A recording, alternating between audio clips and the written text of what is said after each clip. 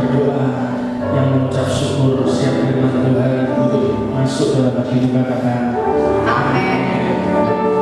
Bisa kembali keyboardnya di sini saja. Ya, biar mesra. Oke, shalom Bapak Ibu sekalian. Shalom. Apa kabar? Bisa agak maju? Nah, biasanya tidak terlalu jauh, yang di belakang bisa maju. Karena nanti kalau sewaktu itu ada pesan-pesan saya nunjuknya gampang gitu ya. Kalau terlalu jauh saya tidak kelihatan. Oke, yang belakang bisa maju Bu. Oh, Bu, silakan yang belakang. Nah, Bapak Ibu sekalian, perkenalkan nama saya Musa ya, dari Caruban. Saya tadi subuh kesini, Bapak Ibu sekalian. Dan terima kasih buat undangannya, buat Bapak Ibu Gembala yang di tempat ini, dan saya percaya bahwa tidak kebetulan engkau ada di tempat ini semua. Amin. Karena beberapa hari yang lalu saya doa sama Tuhan, aku kok pengen lagunya indah pada waktunya. Saya kan tidak apa lagunya, ya dok. Saya dengerin di YouTube, tak apalin gitu. Ternyata hari ini dinyanyikan sama ibu-ibu di tempat ini, ya dok. Amin. Saya percaya ini yang pilih lagu mesti doa dulu. Amin. Nah, berikan tepuk tangan buat Tuhan.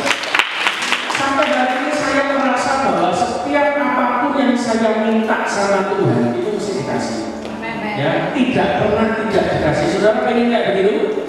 Pengen dong. Tapi taat dulu sama Tuhan. Kalau saudara tidak dengar, saudara tidak mau taat, ya susah. Jadi hari-hari ini kalau melewati krisis yang seperti ini, saudara mengalami masalah, mengalami problem, ya toh, bergumul ini, terutama masalah keuangan dan juga bicara. Ya saudara mengalami itu, tapi saudara mengalami dengan tidak sukacita. Kita ini harus mengalami semua hal dalam hidup kita itu dilihat baiknya, jangan jeleknya. Amin. Setiap proses yang Tuhan beri dalam hidup saudara, itu saudara lalui hanya tujuannya satu, supaya saudara punya spirit yang kuat untuk menghadapi apapun. Tuhan itu selalu mendidik anak-anaknya. Dia itu tidak cuma ngasih makan anaknya supaya gede badannya, tidak. Tapi Tuhan itu juga melatih otot rohanimu. Kamu diajari naik sepeda, jatuh bangun lagi. Itu seperti anak kecil itu. Tuhan sedang melatih saudara semua di tempat ini. Amin. Jadi kalau ada masalah besar kecil, ya toh, bersyukur. Jangan ngomel, jangan komplain sama Tuhan. Karena ketika tadi menyembah, saya merasakan bahwa Tuhan itu menyertai hidup kita semua. Jadi tidak ada yang ditinggalkan. Yang bisa katakan amin. Karena Tuhan sayang dengan hidup kita. Mari kita buka ayat terakhir, ya. Kita langsung ulang habis ini, ya. Nah, senang banget, cepat banget ya, dan jalan-jalan gitu loh, ya. Oke, Lukas 17 ayat 11 sampai 19. Lukas 17 ayat 11 sampai 19. Alkitab berkata, dalam perjalanannya ke Yerusalem, Yesus menyusur perbatasan Samaria dan Galilea.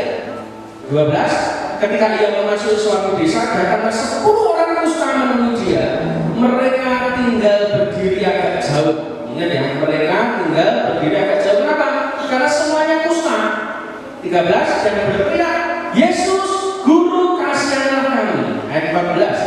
Lalu ia memandang mereka dan berkata, pergilah, perlihatkanlah dirimu kepada imam-imam.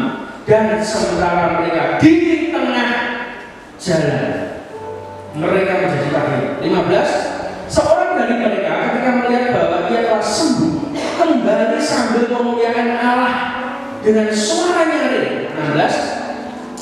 Lalu tersungkur di depan kaki Yesus dan mengucap syukur kepadanya. Orang itu adalah orang Samaria. Ayat 17. Lalu Yesus berkata, bukankah ke-10 orang tadi semuanya yang telah menjadi tahir? Di mana yang ke-9 orang itu? 18. Tidak adakah di antara mereka yang kembali untuk memuliakan Allah selain daripada orang asing ini, orang Samaria ini? Ayat 19. Lalu ia berkata kepada orang itu, berdirilah dan pergilah, imanmu telah menyelamatkan engkau. Saudara sekalian, kalau saudara baca kisah ini sering diulang pada waktu kita masih sekolah minggu, betul? Jadi kisah 10 orang kusta disembuhkan Tuhan, yang satu balik mengucap syukur kepada Yesus, yang 9 tidak tahu kemana. Nah, kita akan bahas sedikit demi sedikit dari ayat per ayat supaya saudara mengerti latar belakangnya. Ayat 11, dalam perjalanannya Yesus ke Yerusalem. Yesus itu mau ke Yerusalem, tapi kok bisa-bisanya dia itu mampir ke dan Galilea. Samaria itu apa Bapak Ibu? Samaria itu adalah salah satu wilayah di dekat Yerusalem, ya toh? Di tengah-tengah itu adalah orang-orang yang kawin campur.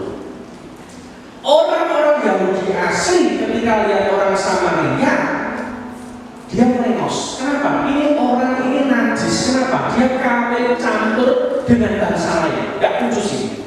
Jadi orang-orang ahli Taurat, Farisi dan lain sebagainya itu merasa bahwa diri mereka itu lebih baik, lebih suci dibanding orang Samaria. Jadi Samaria ini kalau zaman sekarang itu second class gitu. Kelas yang lain, yang diabaikan. Tetapi Yesus itu malah datang ke Samaria. Dia itu tujuannya kemana? Yerusalem, kota Tuhan. Tetapi dia mendadak mampir ke Samaria, dekatnya Galilea. Untuk apa di situ? Mungkin murid-muridnya bertanya, Yesus itu kenapa sih? Yesus ini kan orang Yahudi. Orang Yahudi itu tidak boleh kumpul dengan orang Samaria. Tapi kenapa kok sampai Yesus itu mampir ke Samaria? Betul tak? Ternyata ayat 12, ketika Yesus masuk ke satu desa, salah satu desa, datanglah Bapak 10 kusta menemui dia. Bapak sekalian, belajarlah dari orang kusta ini tadi yang kesaksian-kesaksian.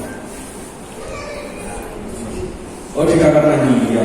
Tadi kan dia kesaksian, dia tutup dengan kata-kata yang bagus. Bapak Ibu sekalian, kalau minggu kita harus ke gereja dulu ibadah, betul tidak? Datang sama belajarlah dari 10 orang kusta. Orang kusta ini dia datang kepada Tuhan ketika dia dengar ada Yesus. Dia datang kepada Tuhan. Maksud kita yang sehat-sehat masih bisa jalan, saudara malas ke gereja, betul nggak? Jangan malas ke gereja. Orang kusta ini adalah pelajaran pertama dalam hidup kita. Segala sesuatu kalau punya masalah datangnya kepada Yesus. Jangan dukun goyang ramal ya. Mas opo yang sebutan opo ya suhu ya. Nanti malah suhu tubuh naik ya. Betul nggak? Stres, mudah ya. Tapi belajar orang-orang kusta ini dengan ada Yesus masuk ke desanya dia langsung datang menemui dia. Saya selalu ngomong, kalau saudara punya masalah, jangan lari ke tempat lain. Beberapa hari yang lalu Tuhan berkata kepada saya, semua sandaran yang akan aku hancurkan. Saya kaget, kenapa dong? Ya, ternyata betul. Beberapa orang yang mensupport pelayanan kita, tiba-tiba tidak support lagi karena kondisi ekonomi. Tetapi aneh, yang support kita hari-hari ini malah orang sederhana. Kemarin baru aja siang hari saya lagi jaga toko santai-santai begitu ya, terima order pelayanan ya. Tiba-tiba ada seorang ibu sederhana, saya kaget bawa kresek. Bawa kresek di sini apa? Pisang goreng, pisang keripik. Oh, saya ngasih kombo, ngasih apa bu? Pisang keripik. Buat apa? Ya buat apa? Gak apa-apa, saya buat ini. Dicoba, saya rasa gede. Dicoba, ditaruh. Oh ya sudah, terima kasih. Tapi dia ngambil lagi. Karena kita kan punya persoalan doa yang Selasa, gitu. Isinya juga ibu-ibu, mbak-mbak semua, gitu. Pulang kita kasih makan. Lalu ibu sederhana ini ngomong, saya juga sudah membungkuskan 50 pisang keripik nanti dibagikan kepada jemaatku. Coba. Loh kita tuh tidak minta. Tapi tiba-tiba ada orang yang kita pikir orang kaya itu support kita. Ternyata tidak. Lalu ngomong sandaran kita hancurkan juga. Sekarang ganti Tuhan bisa kirim janda sarpat ngasih kamu. Betul tak? Amin. Betul tak? Orang sederhana. Jangan remehkan orang yang datang pakai kamu. Jangan-jangan kita adalah jawaban Tuhan yang bisa saya ulangi. Betul tak? Tidak selesai sampai di situ, saya dikabari lagi sama pengurus saya. Nanti Selasa depan tanggal 5 ada namanya Bu Edi, umurnya berapa? 71 tahun. Sudah tua, hobinya masak, hobinya bikin jajan. Dia bilang apa? Nanti yang ngasih makan itu Bu Edi. 2 minggu lagi, loh, minggu depan aja belum dijalani, 2 minggu lagi sudah ada yang nyiapin makanan. Loh, enak sama Tuhan, betul nggak? Pengen nggak saudara dalam bisnis, dalam bisnis musuhi, tiba-tiba ada orang yang entah dari mana tiba-tiba borong tokomu, ya dong, tagihan lunas, pengen dong kayak begitu, betul nggak? Iya pengennya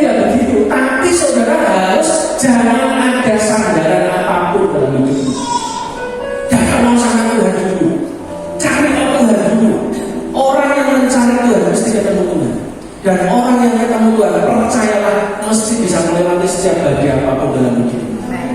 Pada waktu kapal hidupmu Tuhan bicara, ada badai hari ini, dengarkan baik-baik. Asal ada Yesus di sini kamu tidak akan tenggelam. Betul nggak? Asal ada Yesus kamu tidak akan tenggelam. Dan beberapa orang di tempat ini kau mungkin lagi ditantang Tuhan dengan ketaatan tertentu. Tak beritahu, Petrus itu tidak bisa berjalan di atas air kalau dia cuma dengar Tuhan ngomong kemarilah, tanpa dia keluar dari perahu dan menginjakkan kaki di atas danau. Betul? Firman Tuhan ngomong kamu diberkati iya, tapi kalau kamu tidak mau melangkah, ya percuma. Harus ada tindakan iman yang percaya katakan amin. Jadi orang-orang sebelum kusta ini dia mungkin sudah putus asa. Kusta ini zaman dulu tidak ada obatnya. Orang kusta itu adalah orang yang dijauhi pada zaman itu. Kenapa? Penyakit ini adalah penyakit virus yang paling menular. Orang bersentuhan dengan orang kusta bisa nular. Daya tahan tubuh drop ketika kau bersentuhan dengan lukanya orang kusta yang copot satu-satu itu, saudara juga ketularan. Maka dari itu pada zaman perjanjian baru dan juga lama ini yang tertulis di Alkitab ini, orang kusta itu dia tuh harus teriak-teriak kalau lewat, supaya apa? Orang tahu bahwa dia kusta dan orang tidak menyentuh dia. Caranya gimana? Najis kayak orang kusta itu kasihan. Selama hidupnya dia menutupi dirinya sendiri dengan kata najis. Tapi Tuhan Yesus datang sengaja ke Samaria hanya untuk berkata hari ini kamu tidak najis. Orang lain boleh ngomong hidup saudara jelek, orang lain boleh ngutuki hidup saudara, kamu tidak berguna, kamu miskin. Mungkin banyak orang yang menolak saudara, ya kan? Orang yang mengacaukan saudara, orang yang selalu menjatuhkan saudara. Tak beritahu satu perkataan Tuhan saja, kamu bisa tabir, bisa sembuh. Kutukan tidak berlaku bagi anak Tuhan. Saya berkali-kali pada waktu saya buka toko, karena di Jawaban saya punya toko elektronik ya, itu awal-awal saya buka tiap hari itu ada beras kuning lah, ada ayam ingkung sajen lah, ada garam lah, ada pasir, itu selalu ada gitu. Orang-orang selalu pengen nutup toko, dan itu beberapa kali memang lanjut cuma dalam artian gini, ketika orang datang ke depan toko saya, lihat toko saya tutup. Padahal tokonya tidak tutup. Tapi saya bilang orang boleh mereka-mereka yang jahat, tapi kalau sudah berkat dalam hidup saudara tidak pernah kemana-mana. Betul? Orangnya pulang, besoknya tetap kembali ke toko saya. Laporan dia. Kemana tokonya kok tutup? Toko tutup sejak kapan toko tutup? Tidak pernah tutup. Iya kemarin saya kesini tutup, tapi tak balik lagi Pak. Sekarang saya beli ya nggak bisa. Iblis itu hanya bisa nutup tapi tidak bisa membuat rezeki itu pergi dalam hidup saudara. Kalau sudah berkat Tuhan dalam hidupmu masuk, iblis tidak bisa menghalangi. Mungkin hari itu belum belanja di kamu, tetapi besok pasti kembali tetap belanja di kamu. Betul nggak? Jangan takut dengan kayak begitu. Keturunan Yakub itu tidak mempan disandat kata Allah. Amin. Jadi kalau orang lain yang pakai kuasa bilang sudahlah persaingan itu orang bodoh. Amin. Tadi saya cerita sama Dukun sama Pak Gun, dia bilang orang bisnis kalau pakai dukun itu orang bodoh. Kenapa? Kalau dukun itu membuat toko laris, dia juga toko duluan daripada kami. Nah, benar kan? Logika atau betul tak? Dia mesti bukan toko saya, ngapain laris itu toko? Dia buka dia mesti laris. Tapi karena orang yang dukun itu bodoh, ya ketemu dengan orang yang bodoh juga, jadi goblok. Ya betul nggak? Makanya orang yang dukun itu percuma. Hari ini laris tapi besok ya bangkrut, jatuh, turun, anak sakit-sakitan, ya toh, tubuhmu sakit-sakitan, langsung kamu blek. Biasanya begitu. Jadi jangan pernah pakai kuasa gelap. Iblis itu cuma bisa mencuri berkatmu yang di masa depan diberkati kepada saudara ini, tapi dia tidak bisa memberkati dengan berkat yang baru. Hanya Tuhan yang bisa memberkati saudara. Amin. Jadi percayalah bahwa ketika orang Muslim datang pada Tuhan, kepada Yesus, dia tidak datang ke tempat yang tepat gitu. Jadi orang ini 10 orang Muslim dia berteriak Belajar dalam hidup saudara itu rendah hati. Ya, kalau sudah di bawah itu harus belajar rendah hati. Ingat ya, Alkitab berkata seperti embun dari bukit Sion mengalir ke bukit Hermon. Betul ya? Betul ya? Berkata kan mengalir gitu kan? Dari rambutnya Harun ke janggut dan turun. Berkat itu kalau di gunung itu masih berupa apa? Berupa apa? Tadi embun. Apakah saudara bisa minum embun? Betul tidak? Mangap. Terus bisa hausnya hilang? Tidak bisa. Harus turun ke bawah ke sungai Yordan. Saudara, embun yang dari atas itu akan turun. Ketika di bawah jadi sungai, saudara bisa menikmati sungai. Nah itu. Belajar untuk jadi orang yang rendah hati. Nek sudah jatuh, ojo kok gaya. Betul? Datang sama Tuhan. Belajar rendah hati. Berteriak kepada Yesus, kasihanilah kami. Orang-orang ini adalah orang-orang yang terpuruk. Mungkin ada dalam saudara ini datang, saudara terpuruk kondisinya. Seperti orang kusta, tidak ada yang mendekati saudara. Mungkin kustanya bukan fisik. Mungkin hari ini maaf ada saudara yang kesulitan keuangan. Biasanya orang yang punya kesulitan keuangan itu kayak orang kusta. Kenapa? Karena mesti dulur-dulurnya ngado kabeh bahasa Jerman. Betul kan? Oh, cecek-cecek itu diutangi. Nah, betul kan? Oh, sama ya, di Pasuruan sama Caruban sama ya. Nek kalau dia ngado kabeh tidak ya kan? Ya itu kan gitu, betul nggak? Begitu kita jatuh terpuruk, mesti orang itu tiba-tiba bisa nyebar gitu. Dia mau datang sama kita, tidak ada yang datang sama kita. Kenapa? Takut diutangi. Tapi kalau kita soge, waduh gak bisa dilakukan mesti apa-apa betul nggak? Ngetop panganan lah, ngejak bola lah, traktir lah, tapi begitu kita jatuh, tiba-tiba kita kayak magnet yang kebalikannya. Kalau kena bubuk besi gitu, ya tahu magnet yang lawan jenisnya bisa nyebar semua. Gak ada yang dekat sama itu. Itu terjadi mungkin dalam hidup kita. Tapi dengan yang baik-baik, orang lain boleh meninggalkan kamu, saudara boleh meninggalkan kamu. Tapi dari ayat ini saya senang sekali. Tuhan malah datang sama saudara dan saya. Di saat saya ada di titik lembah, tidak ada satu orang pun yang mendekati. Sama, saudara pernah alami, saya juga pernah. Betul. Bahkan maaf ya, ada orang yang maaf ini saya ngomong memandang sebelah mata. Betul nggak? Kita sudah jatuh di bawah, miskin, gak ada apa-apa, ya kan? Orang memandang sebelah mata. Tapi ketika kita dipulihkan Tuhan, maaf ya, ini cara Tuhan, saya selalu mengulangi itu. Ketika kita dipulihkan Tuhan, saya dipulihkan Tuhan. Orang yang dulu memandang sebelah mata, utang sama saya. Iya, jajal, dia tak dibalik Tuhan. Dulu saya, sekarang utang sama saya. Makanya kalau hari ini saudara digini orang, dijauhi orang, sudahlah, jangan kecewa, jangan pahit, jangan marah. Kenapa? Karena nanti waktunya orang-orang yang menghina saudara itu datang minta tolong sama saudara. Itu saya alami betul. Dan ternyata di Alkitab juga ada yang alami. Siapa ya? Yusuf. Yusuf itu dibuang sama siapa? Saudaranya sendiri. Dijual jadi budak. Mau dibunuh nggak jadi? Dijual jadi budak. Jadi budak kerja baik-baik, difitnah masuk penjara, lalu minum lagi kan? Sudah masuk penjara, masuk ke sumur gitu, jadi budak masuk penjara, sudah nggak ngerti kapan keluarnya. Tapi ketika waktunya Tuhan tiba, sekian belas tahun kemudian, Yusuf diangkat Tuhan, dan orang pertama yang minta tolong kepada Yusuf siapa? Saudara-saudaranya. Saudara, kalau hari ini saudara sedang diproses, misalnya beberapa ini saudara sedang diproses, saudara sedang hati berubah-ubah sama Tuhan.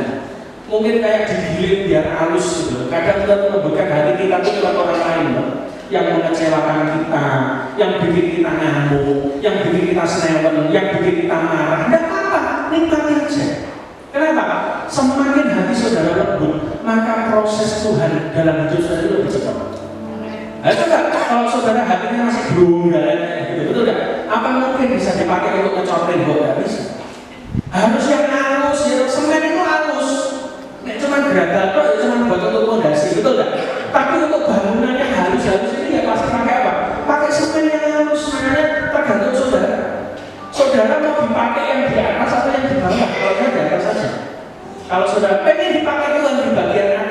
dalam sebuah bangunan, belajar mengikuti proses Tuhan dilembutkan hatimu kayak semen yang halus. Ya toh, itu bisa nempel, bisa kuat, betul nggak? Itu kayak begitu. Kalau gagal itu bisa nempel ya gara-gara ya kena semen yang halus juga, itu sama aja, betul nggak? Jadi belajar hari ini kalau sudah lagi diproses Tuhan, belajar rendah hati. Tuhan kasihanilah kamu, datang sama Tuhan, jangan kepada yang lain. Ayat 14. Lalu Yesus memandang mereka dan berkata, pergilah, perlihatkan dirimu kepada imam. Sementara mereka di tengah jalan, mereka menjadi taib. Bayangkan saudara, ketika mereka itu dikatakan pergilah, perlihatkan dirimu kepada imam, Yesus itu tidak mendoakan mereka. Yesus tidak menyentuh hati mereka untuk didoakan, tidak. Tuhan cuma bicara apa? Pergilah, perlihatkan dirimu kepada imam. Loh, kok tidak ada kata sembuh, Pak? Iya, kadang Tuhan itu untuk menyembuhkan luka-luka dalam hidupmu. Kadang Tuhan itu tidak berkata harus sembuhkan. Kadang kalau saudara pengen sabar, contoh ya, saya ya, doa Tuhan aku kok nggak pernah sabar, kok susah sabar, nanti jangan khawatir. Beberapa hari kemudian akan ada orang yang datang dalam hidup saudara yang membuat saudara marah-marah dan tidak sabar. Itu cara Tuhan. Betul nggak? Dipertemukan dengan orang yang bencana bahasa Jerman. Ya, supaya apa? Loh, aku ini kan minta sabar ya Tuhan. Kok malah datangnya model yang aneh-aneh? Loh kenapa? Ya ini diproses Tuhan, tidak begitu caranya. Orang kusta ini tidak dikatakan sembuh akhir, tidak. Tapi Tuhan berkata, pergilah, perlihatkan dirimu kepada imam. Ini kan tentang bahaya ya saudara. Orang yang namanya kusta itu selalu musuhnya imam-imam. Kenapa? Karena ketika mereka kusta, yang memutuskan bahwa mereka harus menyingkir dari pemukiman penduduk adalah para imam. Saudara bisa bayangkan, ini bahasa Jepang itu pulau marani gepuk. Nanti kusta belum sembuh, kok malah disuruh datang pada imam? Kan golek perkara bahasa Jerman, betul nggak? Cari perkara kan ini. Tapi Yesus ngomong jalan. Langkah iman itu artinya bukan berarti semua di depan saudara baik-baik saja, tidak. Langkah iman itu artinya apa? Di tengah badai, engkau tetap melangkah percaya sama Tuhan itu. 10 orang mustahil dididik Tuhan satu hal, percaya. Tuhan tidak perlu ngomong kan, kamu sembuh. Tapi mereka tahu kalau aku disuruh menghadap imam-imam, berarti aku pasti sembuh. Dan mungkin saya membayangkan di antara 10 orang ini diskusi, ini tentang apa yang disebut sekarang? Dan apa yang harus ke imam-imam? Betul tak? Mungkin mereka bertanya-tanya. Dan tiba-tiba mungkin ada satu orang yang berkata, sekarang contoh baik, kok cuma datang sama imam aja, sudah berangkat saja kita. Akhirnya 10 orang ini berangkat. Dan Alkitab berkata apa? Dan sementara mereka di tengah jalan, mereka menjelaskan. Tuhan itu kalau memproses hidup kita itu begitu. Kadang kita ini doa minta sama Tuhan. Tapi sama bilang, proses Tuhan itu akan mengerjakan dalam hidup kita di saat kami melangkah dengan Tuhan. Gak usah nunggu Tuhan, doa ini kapan mau dijawab Tuhan? Kok gak dijawab-jawab sih Tuhan? Gak usah nunggu-nunggu, kenapa? Jalani aja bersama dengan Tuhan. Belajar taat hari ini sama Tuhan. Kalau disuruh pelayanan, sudah gak usah nolak. Kenapa? Kita gak pernah tahu. Dan jujur saya ngomong, kesulitan-kesulitan dalam hidup saya hari-hari kemarin itu bisa terurai satu persatu ketika saya memutuskan untuk melayani Tuhan. Aneh loh. Apa hubungannya khotbah sama masalah keuangan? Tidak ada. Kadang kita khotbah di desa-desa juga tidak dikasih apa-apa, betul tidak? Malah keluar bensin, keluar tol, tidak bensin. Tapi masalah-masalah saya di rumah pelan-pelan dibereskan Tuhan. Kenapa? Karena kita melangkah dengan iman. Sama dengan orang Kusmani, mereka nggak usah banyak tanya, mau cukup jalan saja sama Tuhan. Ketika mau berjalan dengan Tuhan, maka di tengah jalan itulah kamu akan jadi baik. Di tengah jalan ketika kamu melayani Tuhan, memutuskan untuk taat sama Tuhan, melakukan firman Tuhan, belajar ngampuni, bisnis yang benar, kerja yang benar, Kalau ibu-ibu belajar tunduk sama suami, jangan nanduk suami. Amin. Doa amin apa orang? Nah, oh bapaknya sih belum malam ya dok. Sering ditanduk ya pak ya. Tunduk bukan nanduk. Kita tidak belajar. Ketika kau lakukan mantan sudah lah, pasti selesai. Ada satu kesaksian di Surabaya. Seorang tante ini dia tuh jualan itu karena dia bisnis suaminya jatuh, terus suaminya stres, ya toh, main tangan. Lalu tante ini bisnisnya gorengan, jadi goreng di rumah, lalu dia keliling ke sekolah-sekolah itu untuk nitip, gitu ceritanya. Dia mulai dari situ. Suatu hari ketika dia goreng-goreng, suaminya datang ke dapur, ditendang semua. Ditendang semua. Nggak boleh jualan, ngisi-ngisi, wah gitu, marah-marah. Ya sudah, terus akhirnya tante ini konseling. Terus harus gimana? Lalu dapat hikmat Tuhan. Tante jangan jualan. Kaget. Terus jualannya dari mana? Aku sudah punya uang, suami nggak kerja, bisnisnya resto, ya toh.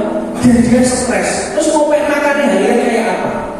Ya sudah, pokoknya Tuhan ngomong, nggak usah kerja, nurut suami. Nah, enak sih ngomong tapi tante itu juga mikir, waduh, ya toh, ini salah konseling ini, ya toh, salah diri. Dia pulang berhari-hari tidak boleh. Saudara ngerti? Suaminya yang stres itu bingung, gerian bingung. Mana tanya? Lah kamu kok hari ini nggak goreng kenapa? Sambil kamu bingung. Dan goreng malah disaduni, ya toh, ditendangi, nggak boleh. Tapi kenapa kok hari itu berubah katanya? Kok nggak goreng?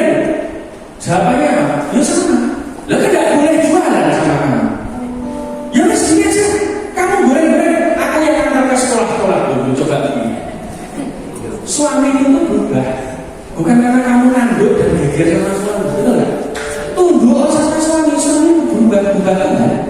Betul nggak? Dan sejak itu gorengannya laris dan ekonominya kembali. Loh, ya toh? Loh kita nggak pernah tahu loh. Hanya nurut tahu. Kok bisa suaminya sekarang baru dia keliling-keliling sekarang di packing untuk bagus, ya toh? Mulai laku, ya toh? Harganya bisa lebih mahal, betul nggak? Loh kenapa? Karena istrinya tunduk sama suaminya, nurut. Kalau dia ngomong tunduk, ya sudah, nggak boleh jualan, udah jangan jualan. Kadang cara kamu nggak masuk akal, tetapi kamu tidak bisa merubah orang di sampingmu. Tapi kalau kamu lakukan firman, ya toh, kamu bisa mengubah dia lewat hidup saudara. Yang bisa katakan, perubahan itu pada waktu kamu melangkah terjadi perubahan, lakukan firman, saudara pelan-pelan berubah, hidup saudara berubah. Terus yang berikutnya 15, seorang dari mereka ketika melihat bahwa dia telah sembuh, kembali sambil memuliakan Allah dengan suara nyaring. Satu orang kembali kepada Tuhan, memuliakan Allah. Ayat 16, lalu tersungkur di depan kaki Yesus dan mengucap syukur kepadanya. Orang itu orang siapa? Samaria. Hari-hari ini maaf ya, saya kadang bingung. Orang Kristen kelakuannya tidak sesuai dengan Tuhan. Tapi orang di luar Kristen itu jadi lebih baik malah melakukan firman Tuhan. Sama kayak ini, orang Samaria ini ngerti berterima kasih, tahu mengucap syukur. Yang 9 yang lain mungkin orang Yahudi asli yang tidak campuran, ya tahu, yang merasa dirinya suci dan kudus. Tetapi saya mau beritahu, satu orang Samaria yang dianggap orang campuran lah, orang yang tidak layak lah, tidak masuk golongan orang-orang yang dikenal Tuhan lah, tapi ini adalah orang yang datang kepada Tuhan yang bersyukur, cuma satu-satunya. Saya mau beritahu hari-hari ini, karakter itu lebih penting dari kami. Ada orang yang kerja karunia terus, ya toh, doa puasa supaya dapat karunia penglihatan, karunia nubuatan, ya toh, karunia ini, karunia menyembuhkan orang. Tapi dia lupa yang membuat saudara berbuah itu adalah karakter. Tuhan itu berkenan kepada buah roh. Buah roh itu apa sih? Karakter semua.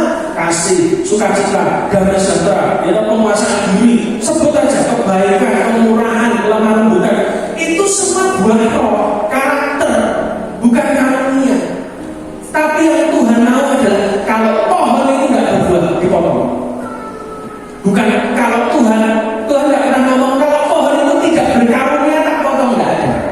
Tapi Alkitab berkata kalau pohon itu nggak berbuah tak potong.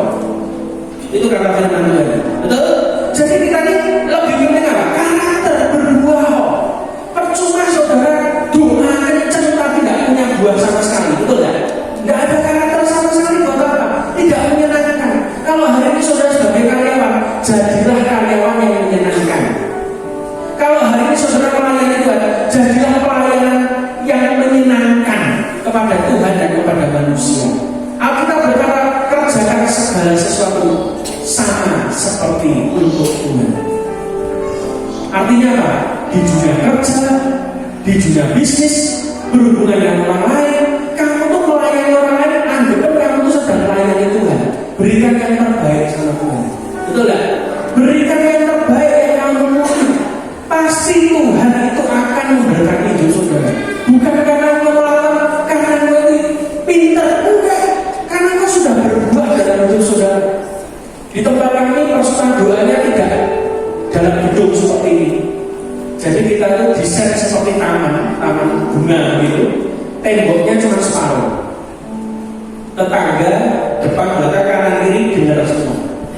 Kita nyanyi mereka dengar, kita khotbah mereka dengar, tapi tidak ada yang marah. Kenapa? Lah karena tiap persoalan kita kasih makan. Dia tak bagi berkat semua. Loh kenapa? Ya kita tuh harus berbuat baik. Hendaklah kebaikanmu diketahui semua orang, supaya mereka memuliakan Bapamu di surga. Orang luar itu nggak ngerti Bapakmu itu kayak apa di surga, Yesus itu kayak apa. Tapi mereka tahu Yesus seperti apa lewat kehidupan saudara. Saudara baik sama tetangga, saudara baik sama teman, saudara berbuah terus. Disitulah yang membuat saudara ini sebetulnya dikenal Tuhan. Orang yang berbuah punya karakter, tahu terima kasih, dia mesti datang sama Tuhan. Kalau yang 9 orang yang lain cuma dapat kesembuhan, tetapi orang ini baca baik-baik, dapat apa dari Tuhan? Ayat 19. Ayat 19. Lalu Yesus berkata kepada orang itu, berdirilah dan pergilah. Oke, dia sudah sembuh. Lalu berikutnya Tuhan kasih berkat berikutnya apa? Imanmu telah menyelamatkan engkau. Imanmu telah menyelamatkan. Ada berkat keselamatan yang tidak diterima oleh 9 yang lain yang tidak kembali. Kadang dalam hidup ini Tuhan itu memproses supaya saudara terima berkat lebih dari yang lain. Hanya orang-orang yang bertahan hari-hari ini yang akan dapat mahkota kehidupan. Ada sesuatu yang berbeda. Saya ini kalau dipikir-pikir hidup saya, pintar juga enggak, soge juga enggak. Tapi saya ini mengalami hal yang aneh-aneh bersama dengan Tuhan. Kenapa? Karena saya cuma sanggup bertahan kok. Dilokni orang ya bertahan, ya toh. Dimaki-maki orang ya bertahan, ya toh. Diejek orang ya bertahan. Sudah bertahan aja. Bertahan bersama dengan Tuhan. Ketika saudara bertahan dengan Tuhan, sudahlah. Orang mau ngomong apapun tidak akan pernah bisa mengurangi hidup saudara. Kenapa sih kita marah kalau diomongin orang? Saya pertama-tama kalau ada orang yang ngomongin saya jangan marah. Tapi setelah saya pikir-pikir gini, Tuhan cuma tanya, apakah omongannya dia itu merubah hidupmu? Enggak juga. Dan kenapa kamu marah? Apakah omongannya itu membuat rekening di dompetmu itu hilang? Enggak juga. Dan kenapa marah? Sampai akhirnya saya bilang, iya kenapa ya marah? Kadang sekarang kalau kita lihat ya orang tua gitu pegang handphone gitu, itu handphone baca kita aja salah baca kan bisa marah. Contoh huruf besar dan huruf kecil itu beda. Kalau orang itu huruf besar terus kita mikirnya apa? Oh mau ini nyamuk ini. Apalagi dikasih tanda seru, oh mesti nyamuk ini. Betul nggak? Padahal itu nggak nyamuk, salah ketik. Itu bisa nyamuk. Saya bingung. Orang-orang zaman sekarang itu baca tulisan aja bisa marah-marah. Tuh, kita nggak dari Ya betul, ada satu survei yang mengatakan di Indonesia berapa ya? 2 dari 10 orang itu terindikasi sakit jiwa. Betul? Ya kan? Nah sekarang dihitung jumlahnya ada berapa? Terus tinggal dibagi 2 ini tadi. Ya kan? Hitung aja 1, 2, 3, 4, 6, 7, 8, 9, 10. Berarti 2 di situ mesti orang sakit kan? Ya betul kan? 2 dari 10. Makanya sekarang nggak heran ada anak-anak muda itu gampang depresi, stres, ya toh, lari, bunuh diri. Hari itu sering banget saudara dengar di media orang yang karirnya top, keluarganya top, keluarga hamba Tuhan, ya toh, soge, kok bisa loncat dari gedung, kok bisa minum racun, bunuh diri, coba, itu kan indikasi depresi berat sampai dia gila. Sampai akhirnya dia nggak ngerti harus apa yang dilakukan. Akhirnya memutuskan yang salah dalam hidupnya. Hari ini saya berdoa saudara-saudara di sini jiwa kamu juga baik-baik saja. Alkitab berkata, aku berdoa bukan hanya tubuhmu yang baik-baik saja, tapi juga jiwamu baik-baik saja. Dalam bahasa aslinya adalah jiwamu itu juga makmur, melimpah dengan sukacita. Amin. Jadi jangan takut. Saudara, saya percaya sampai hari ini Tuhan berbicara dalam hidup kita masing-masing. Turun sama Tuhan. Saudara kalau mengerjakan apapun, belajar doa dulu. Ini Tuhan ingatkan ini beberapa orang yang saudara bisnis saya mau ngomong sama saudara. Tadi tiba-tiba muncul, saudara kerja, belajar untuk memutuskan sesuatu doa musik. Saudara punya bisnis, doa musik. Saya punya toko elektronik. Suatu ketika saya ditawari barang yang murah. Harga dari distributor orang ini bisa ngasih lebih murah cepet per barang gede ya. Pegawai saya dijual ya, diambil ya. Tiba-tiba Tuhan ngomong sama, jangan diambil. Pegawai saya yang bagian pengadaan, gak apa-apa ini murah kasih payu. Akhirnya apa? Ya sudah, ambil ke 10.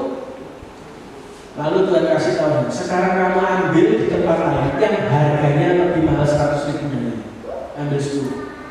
Saya ambil. Jadi yang bagian pengadaan ambil barang yang lebih murah 100.000. Saya ngambil di tempat lain barang yang sama, tapi harganya lebih mahal 100.000. Dalam waktu 2 minggu, barang yang saya ambil lebih mahal cepat habis. Aneh kan? Ini lebih murah. Kenapa yang habis duluan yang ada? Artinya apa? Segala sesuatu bisnis itu ya tidak usah saudara pikir, kalau dunia pikir ini lebih cuannya banyak, Pak. Belum tentu. Orang beli itu karena Tuhan. Orang beli lihat senang set itu yang bahannya itu Tuhan. Belum tentu kamu jual murah, kamu jual obral, hancur-hancuran harga, barangmu tambah laku, malah modalmu habis. Betul enggak? Saya selalu ngajari, anak Tuhan itu tidak pernah jual murah. Termasuk yang cewek-cewek belum nikah ya. Aja tahu ya. Ojo jual murah. Karena cowok yang disediakan Tuhan dalam hidup itu cowok mahal semua. Yang percaya amin ya. Iya dong. Dan apa jual murah? Cinderella aja. Ini TikTok, bahasa TikTok ya. Cinderella aja melepas sepatu satu dapat pangeran. Nah saudara sudah copot semua baju, dapatnya gembel. Ya kan? Cinderella itu udah copot sepatu satu dapat pangeran. Dan saudara sudah ngomong di sembarang kalir nentoknya ke mulut kain. Betul nggak? Kadang kita harus jual mahal, nggak bisa. Barang mahal yang beli mesti kelasnya beda. Saya ngomong sama cewek-cewek ya, nek belum nikah umurku sudah 30, dari namanya kenapa? Wong sarai umur 90 saya paling kok. Ya kita gitu loh, Firaun gitu sampai ke Sarah, ayunya nggak kayak apa? Seorang raja, apa yang ngomongnya kita, betul nggak? Kan nggak tahu, mesti lihat kok dia. Ini ayu, nggak Firaun, kok iso ke Sarah umur 90 tahun gitu? Ya kenapa? Ya karena memang Tuhan. Mak-mak itu di Sirkarojo, bayangkan misalnya nih, maaf ya, ada mama di sini terus lewat dari Jakarta, terus Pak Prabowo lewat, terus ngasih mak yang di sini coba bayangin itu terjadi pada Abraham. Abraham sampai ketakutan. Nanti kalau kamu ada yang tanya ngomong ya, kamu itu saudaraku ya. Nanti takut aku nanti dibunuh kalau aku ngomong suamimu. Sampai ngaku sih kayak gitu. Berarti kan sarangnya kan saya payu, betul ya? Lo kenapa saudara anak Tuhan sih ini sok saya bingung, ribet kayak betul ya? Sudah lah, nggak usah bingung. Saya mau berbabon ini tidak jago. Gak ada ceritanya babon itu berjago, cewek-cewek, amin. Iya, jagonya sih berkelas, nek jago kampung berapa? Gitu loh. Anak Tuhan itu mesti minimal juga standarnya tinggi dong, betul nggak? Yang cowok-cowok juga begitu. Jangan cari cewek sembarangan. Kenapa? Perempuan itu penolong. Kalau salah kamu jadi perongrong.